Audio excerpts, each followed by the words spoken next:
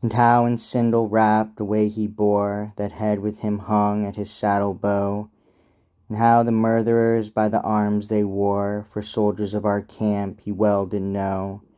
The carcass I disarmed and weeping sore, because I guessed who should that harness owe.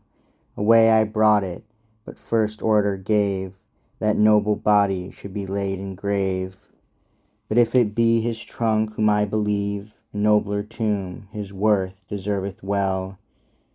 This said, good Aliprando took his leave. Of certain troth he had no more to tell. Sore sighed the Duke, so did these news him grieve. Fears in his heart, doubts in his bosom dwell. He yearned to know, to find and learn the truth, and punish would them that had slain the youth. But now the night dispread her lazy wings o'er the broad fields of heaven's bright wilderness. Sleep, the soul's rest, and ease of careful things, buried in happy peace both more and less, though Argillan alone, whom sorrow stings, still wakest, musing on great deeds, I guess, nor sufferest in thy watchful eyes to creep the sweet repose of mild and gentle sleep.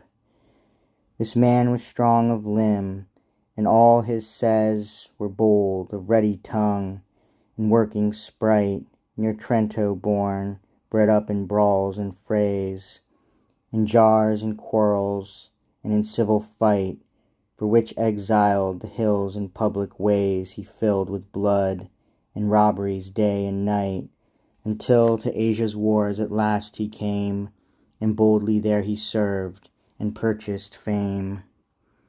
He closed his eyes at last when day drew near, yet slept he not, but senseless lay oppressed with strange amazedness and sudden fear, which false Alecto breathed in his breast. His working powers within deluded were, stone still he quiet lay, yet took no rest, for to his thought the fiend herself presented, and with strange visions his weak brain tormented. A murdered body huge beside him stood, of head and right hand both, but lately spoiled.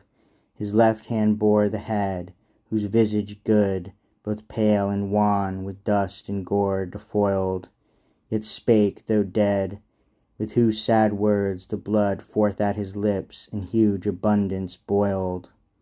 Fly, Argillan, from this false camp fly far, whose guide a traitor, captains murderers are. Godfrey hath murdered me by treason vile. What favour then hope you, my trusty friends?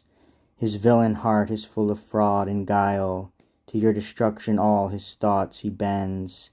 Yet if thou thirst of praise for noble style, if in thy strength thou trust, thou strength that ends all hard assays, fly not, first with his blood appease my ghost, wandering by Lethe flood. I will thy weapon whet, inflame thine ire, arm thy right hand, and strengthen every part. This said, even while she spake she did inspire with fury, rage, and wrath his troubled heart. The man awaked, and from his eyes like fire the poisoned sparks of headstrong madness start. And armed as he was, forth is he gone, and gathered all the Italian bands in one.